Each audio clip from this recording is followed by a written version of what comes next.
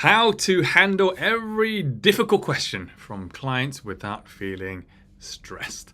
I'm Dr. Michael Lee, founder here at the Private Practice Mastery. Thank you so much for joining in because the response or the answer may actually surprise you. But let's just think about in terms of difficult questions from clients and what type of difficult questions you may be getting. The questions it might be complaints, it might be questions that, about price, it might be questions of, what if it doesn't work? It might be a question of time, it might be a question of all these different things that will give resistance in terms of what or how this client may actually become one of your personal clients.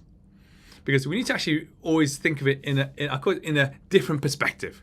Because if you are just thinking, I'm just getting these difficult questions from people, I would actually, rather than think negatively, think positively. The reason why you want to think positively is because now you know for sure that there's definitely a problem. Because if there wasn't a problem, they wouldn't be asking any questions. So they're already asking a question. The question now is, why are they asking the question? And it's not about, because, they don't want your service or they don't want your thing, because obviously they're asking a question because there's something you have that they want. But we need to actually deal with these questions to give them what outcome. You need to ask, what's the outcome that they need? And it's very simple. They need clarity. Clarity in terms of what they're getting. Is what they're going to pay for actually worthwhile? But ultimately, is it actually going to be worthwhile in terms of it could help them? So these difficult questions that we're talking about here, all you need to do is actually, rather than just think, I'm going to panic, they're asking me all these questions, I want to get them away from me. I don't want you to do that. I want you to think of it as, I'm just here to help them. And to help get clarity for them, you actually need to ask another question. Once you ask them another question, then you get more clarity. So for example, if they're asking about price, I would actually say, and if they really want the price, particularly if you are in a very competitive market, I wouldn't just tell them the price straight away. The reason why is because as a business or as a practice, you do not want to be a commodity. A commodity is just say, it's like when you're buying a phone, it's the same, and you just want to get it for the cheapest price. But the fact is, your service that you give, can you tell me that your service is exactly the same as every other practice in the entire world? Of course it's not. You have to be actually positioned where you think you're actually worth it, your value, right? And if it's like a higher price than normal, I certainly won't give them the price because they'll just compare you with every other thing in the market. And so if you're a massage therapist and you think, I'm just going to compare with other massage therapists. If you have something unique about what you do that gets to the problem faster, of course you should charge more, because just think about it. If someone charges less, right, and they don't have your unique skill of getting to the result faster, people are going to be paying money over and over and over, and it's going to accumulate over time. It goes into the hundreds, thousands, these are tens of thousands of pounds or dollars or euros, and it still hasn't cured them. But ultimately, if you know through one session or two sessions, it's going to cure them, but although there's a greater initial payment, it's still cheaper than the long-standing payment. And that's why you need to give your value.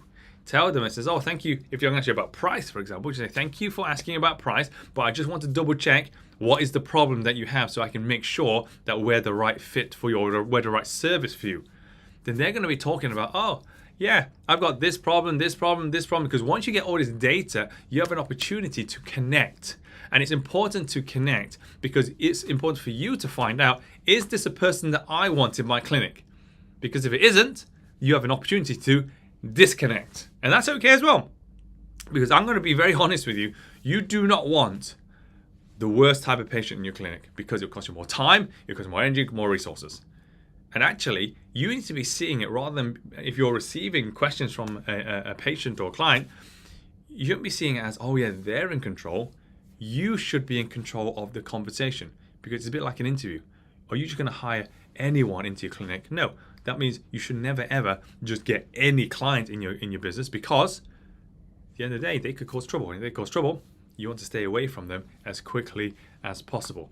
Well, if they're telling you the issue that you're having and they're actually sounding quite nice, because you might get people that are really rude. If they're already rude to you on the telephone, what do you think they're going to be if they came to the clinic? Rude. And if they're rude in the clinic, guess what's going to happen? Where all the next patients see that they're really rude. It's going to make them uncomfortable. And you don't want that in your clinic. What you really want is someone that fits the ideal customer that you want.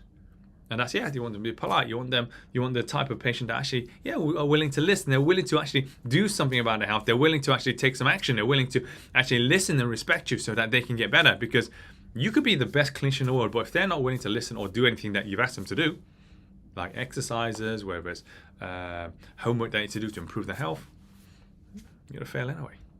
So always think about, because people feel stressed when they're disempowered. I don't want you to feel disempowered. I want you to feel empowered because you want to get the right people into the clinic. Because one of the things that we've always done is every person's on front of the front desk, I was always asking them, so if you're going to book this person in, you better confirm, because your name will be next to the person that booked in, you better confirm to me this is the person that you would like to hang out with. Because if it isn't, then honestly, it probably isn't the person I want to hang out with either. Okay, so that's why you need to make sure you're dealing with the questions to actually, I call it pre-qualify the right client or patient to come into your practice. But when you're handling these difficult questions as well, because they're going to ask you difficult questions to take control, you need to take control to make sure you get the right person. So always ask a question, acknowledge, say thank you once they've asked a question, but ask another question.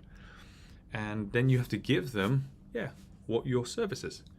Say, for example, I'm a dentist, and in terms of what I do, is we look at, not only the assessment of the teeth, but we actually mainly focus on prevention.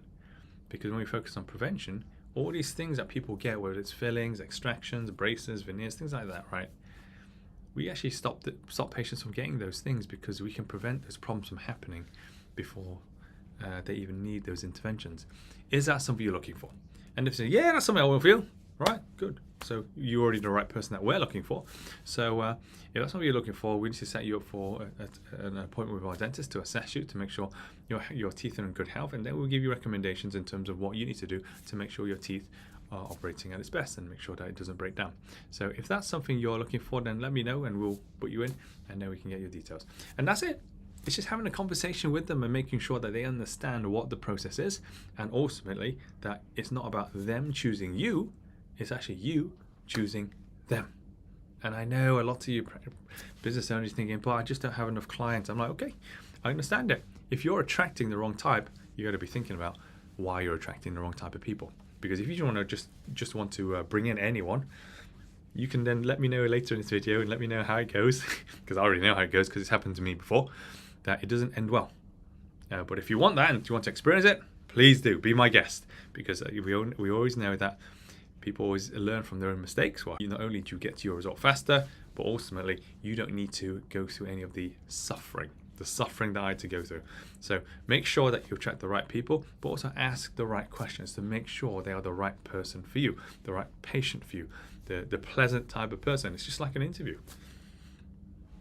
And this is why these same questions, when we're coaching the clients in Private Practice Mastery, we make sure that they are asking the right questions for their new member of staff. And once they got that, then of course they have the right member of staff that actually mirrors the owner. They do exactly, or they have the same morals as the owner, the same values, and then essentially they deliver exactly the same as the owner too. And then of course the reputation will increase because everyone is doing the same standard.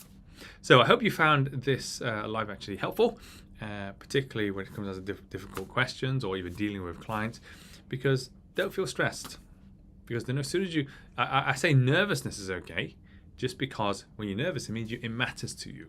But feeling stressed and you get overwhelmed, help in terms of growing your practice, in terms of scaling your practice, and in terms of actually getting more patients so you can help them, but also being rewarded with the revenue to then put back into your practice to grow even more and help even more people, let me know, because I'm just here to help you build your dream practice. So not only you can have more time to do the things you love doing, but deep inside you have the heart to help more people as well. So thank you so much for joining me, and I look forward to seeing you next week.